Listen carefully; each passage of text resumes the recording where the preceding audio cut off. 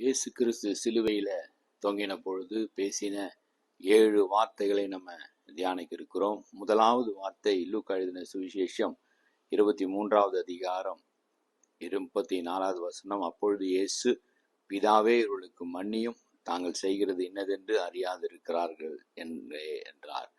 இயேசு கிறிஸ்து சிலுவையில பேசின முதல் வார்த்தை மன்னிப்பு. அதை 7 பூக்கள் என்று நம்ம வைத்து கொண்டால் முதல் பூ மன்னிப்பு. இந்த மன்னிப்பு, இயேசு கிறிஸ்து மற்றவர்களை பார்த்து சொல்லுகிற முதல் காரியம், மற்றவர்களை நம்ம குற்றப்படுத்துகிற அந்த காரியத்தை செய்யாதிருங்கள். இதுதான் இதனுடைய முழு அர்த்தம்.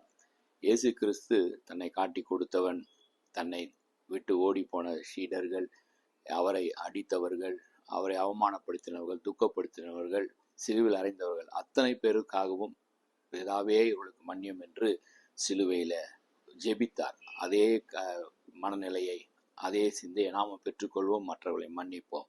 God bless you.